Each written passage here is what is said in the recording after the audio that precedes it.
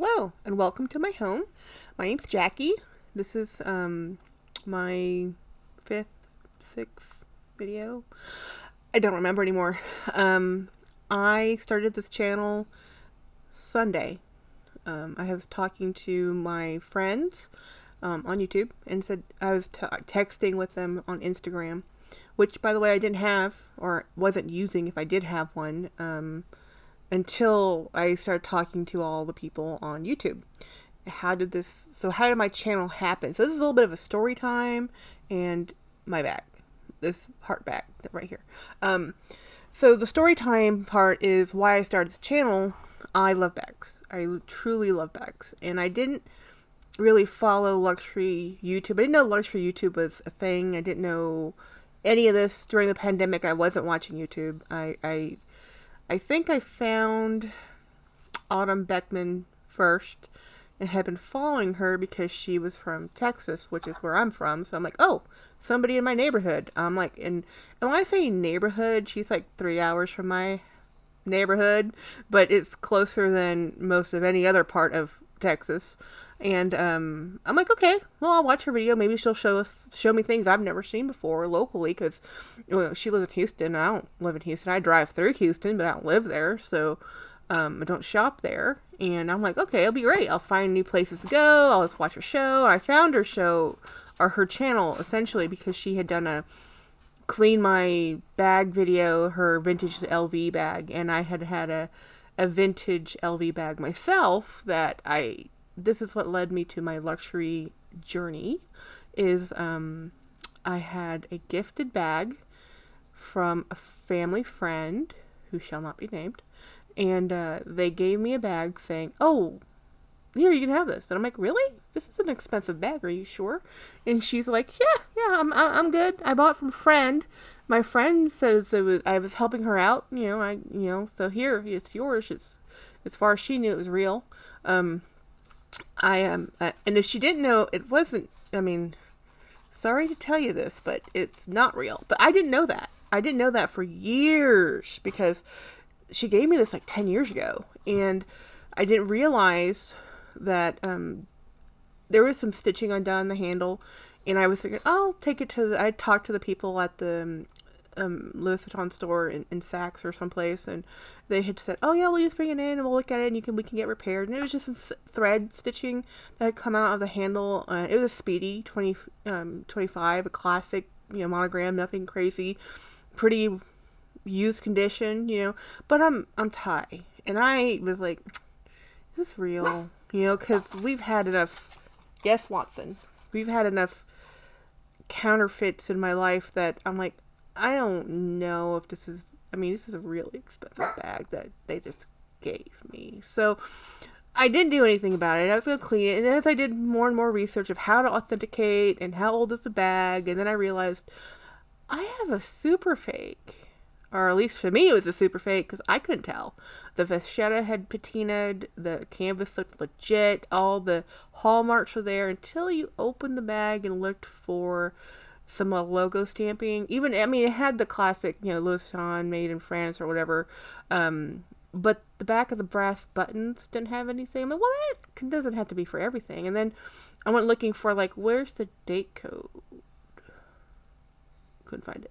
I didn't even really know about the date codes. And then I was like, okay, this might not be, this is fake.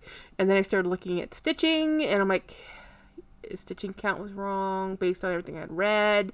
So I'm like, I have a fake Speedy. Oh no. And it bothered me because I thought it was a real one. I was happy with the one I had, and I had a couple vintage Celine's. At the time I had a vintage Dior. I was still really just carrying Dooney. Most of the time, most of my life, I've been carrying either Dooney, some Coach. Very rarely did I carry Coach. I didn't really like Coach in the early 2000s and the 90s.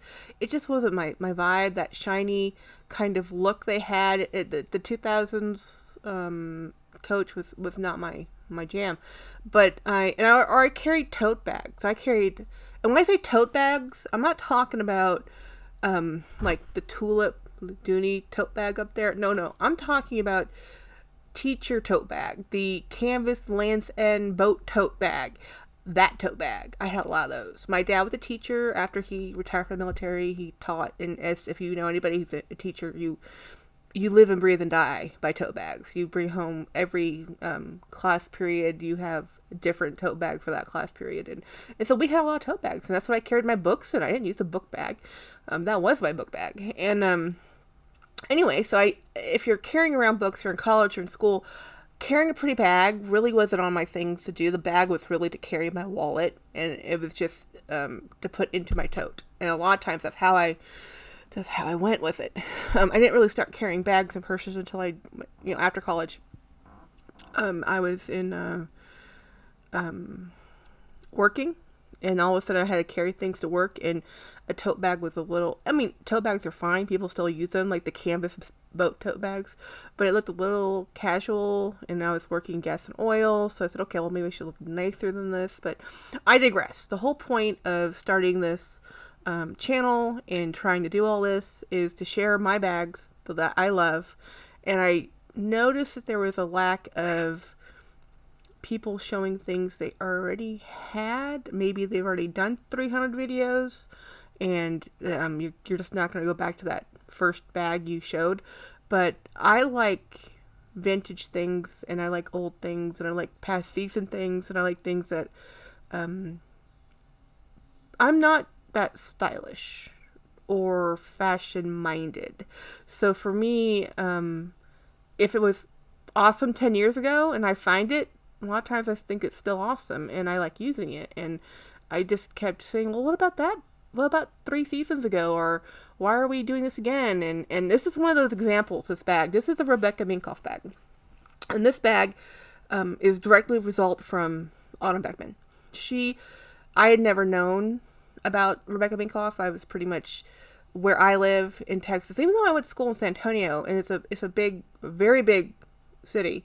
I didn't shop in places that carried Rebecca Minkoff. I shopped, or if they did carry it, I didn't know about it. Believe me, I just didn't know about it. I just walked by and carry on. I'm in college. I didn't have any money. I was broke. My dad was very generous and paid for my tuition, but I had to figure out every other things. I lived at home. He paid for tuition, but I had to figure out how to pay for insurance and gas and living beyond living at home, just life things. Anyhow, buying a $100 bag was not on my things to do list, and or even a $50 bag. I had bags. I used them. I was like, I don't need one. I have one. It works fine. There's no need. But I didn't know about Rebecca Minkoff. My sister had one. She actually worked at Nordstrom's, and she had all kinds of stuff. Like, she bought St. John knit outfits, and she sold so much clothes. When the Devil Wears Prada movie came out, she knew every piece of clothing that was on that screen, and she could tell me, oh my god, we had that, or we sold that, or this is from that season. I mean, she knew all of it. I'm like, It's a Pretty Blue? That was where I was at. She was not too impressed with me. But anyhow, she's like, how are you my twin? I'm like, eh. So this bag, I had to have it. I love it. I still love it. I never bought it to use it. It is actually a decoration. It's a very pretty decoration. I don't remember what platform I bought it on. I don't remember if I got it at a store on sale or online on sale. I can't find it in my digital records. I know I've had it a long time. I know I only looked for this brand. I actually think I probably got this on ThredUp, which is an online thrift store. I'll have to look that up. But it has 2 zippers. It opens pretty smoothly. For something I never use. It gets kind of caught on this. Gets in the way, honestly. Opens up. It has a QR code, which I've never tried to see what it does. There's Rebecca Minkoff emblem in here in black. You can't really see it because black on black is hard to film. And it doesn't fit your phone. Well, not my phone. This is a Galaxy Samsung, so it no fit. It wouldn't fit my wallet. I really only bought this to look at it, and it's tactile because I really like soft things and furry things. And this is rabbit fur. So this is my only fur item that I can think of. I like fur, but I live in Texas. I don't really have a need for fur, and I know it's Angora, which is rabbit fur, but I don't know how it was sourced, where it was sourced, where it's from. I know it's dyed fur. I know it's a really pretty heart bag, and I bought it. And it was YouTube made me buy this. Well, everybody was buying heart bags, and this was before the Chanel heart bag, and this was before the Coach heart bags. But they've had so many different launches with heart bags. It could have been, oh, look at this heart bag. You have to have this heart bag, and I felt like, oh, I need a heart bag, and I've had this a long time. And I still haven't used it. I hang it on my wall. I love looking at it. I touch it once in a while. I'm pretty sure one day my niece will end up with it. She's 9 right now, and she hasn't quite seen it because I have so many things around my house. And when she's here, she's normally chasing after a pug. She's a little afraid of the big dog. I mean, Milo, my big dog's a Great Dane. He is 140 pounds and is pretty much the same height as my niece. So, yeah, that I understand. But anyhow, I wanted to do this channel to show what I love, to stop buying bags, honestly. I know eventually I'm going to buy bags, but I'm not a prolific purchaser. My husband might disagree. In the last couple years, my father died, my aunt died, my best man died from my wedding, my very good friend from college. He died young. It was a shock. And then, my aunt died. So my dad died, and then my friend died, Ken died, and then my aunt died, and then my cousin just died.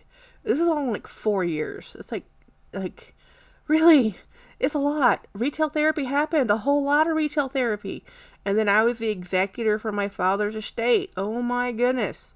I don't wish that on anybody. If you were my enemy, I would have you be an executor for someone's estate. But when you still want, when you're family and you're dealing with family, I still want to talk to these people. Everybody wants to argue over grandmother's, one mixing bowl. There's one bowl. There's how many grandkids?